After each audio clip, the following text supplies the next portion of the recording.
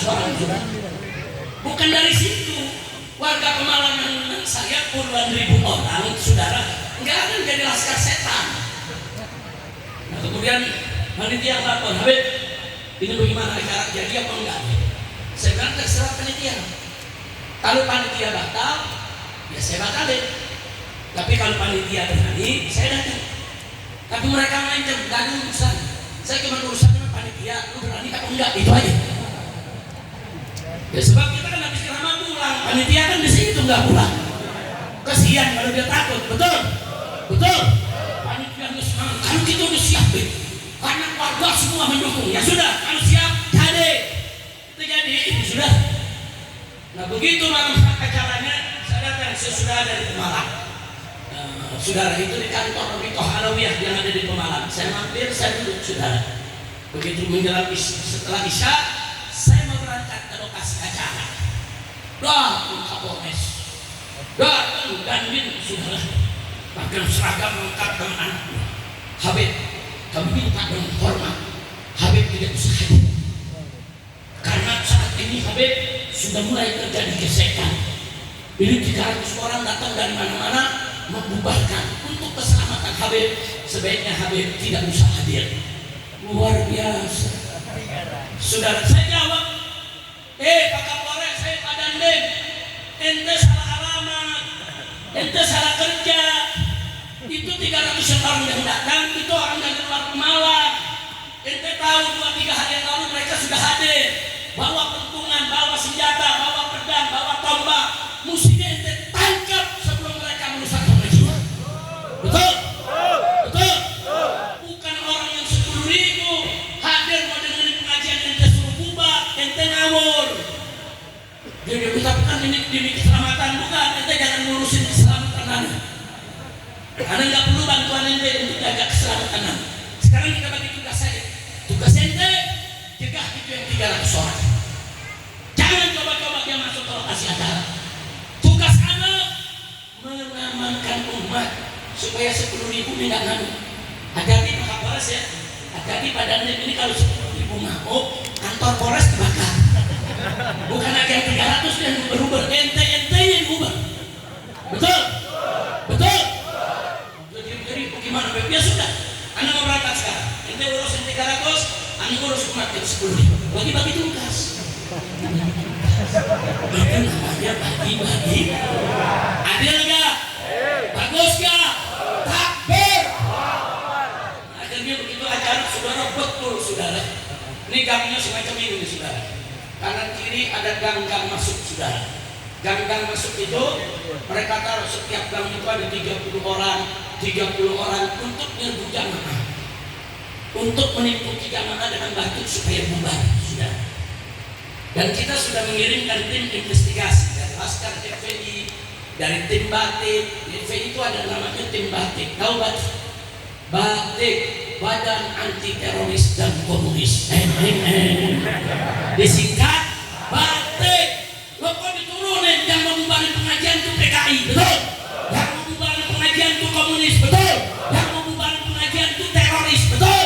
Jadi cukup turunkan Batik, Badan Anti Teroris dan Komunis untuk mengganyang laskar setan.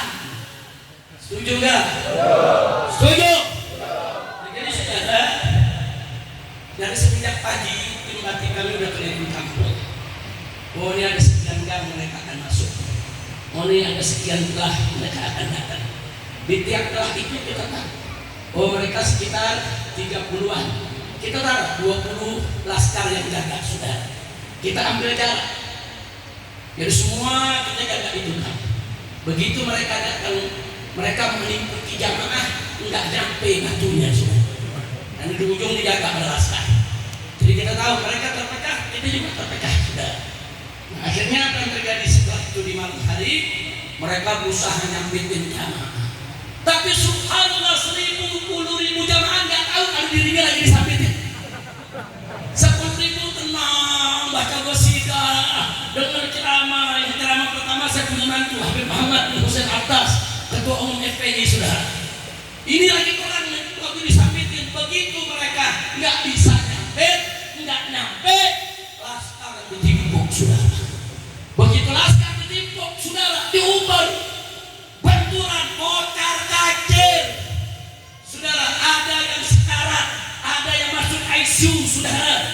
Saudara, mereka lari, saudara, ketakutan. Begitu lari berlindung di kantor polisi, nangis, minta bantuan polisi. Tangan. Iya, datang nyoba, kita kentangkan makan habis di sini. Kita akan sikat, kita akan bakar dia punya timbanya. Ini yang begini PKI, bukan Laskar Sabilillah, betul? Betul? Saudara, ini PKI dipakai jubah, PKI dipakai sorban, PKI dipakai imamah. Wah, pimpinan PKI-nya ngakunya turunan Nabi. Kacau tidak? Ayo semua jawab, kacau tidak? Kita turunan Nabi asli dibilang palsu, yang ngaku turunan Nabi. Nasab dia yang gak jelas dibilang nasab Baal yang palsu. Jadinya yang panjang dong. Lagi. Sebab orang Betawi tuh, kamu Betawinya lagi ngapain nih? Atau lagi ribut, terus lawannya bilang, itu sakit hatinya kamu berubah hati. Tuh sampai 7 turunan gak hilang tuh. Ayo Betawi ngaku, betul? Betul? Ayo kompak. Laskar setan bilang nasab Ba'alwi itu palsu. Mereka ngaku sebagai nasab Nabi. Lagi. Yang kompak. Insya Allah. Kira-kira yang saya sampaikan jelas tidak? Udah gitu apa? Habis lapor polisi datang ke bupati, minta diganti perobatannya dia. Astagfirullahaladzim. Nah makanya saya minta ini kepada umat sebelum saya akhiri, Allah, umat harus kompak, jangan mau dipecah belah. Betul? Betul? Saya mau tanya, ini hari ini kita lihat banyak habib, banyak kiai hadir, senang tidak? Jujur, senang tidak? Senang tidak?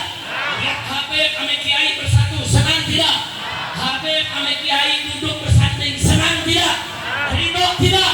Indah tidak? Dan kalau mereka kiai ini adu domba, marah tidak? Ridho tidak? Diamkan atau lawan? Takbir. Punya Laskar setan kalau di Jakarta, wah kita lempar sekali. Kira-kira berani gak? Ya, belum berani untuk 2 orang. Belum dengar lagi, berani gak? Berani gak?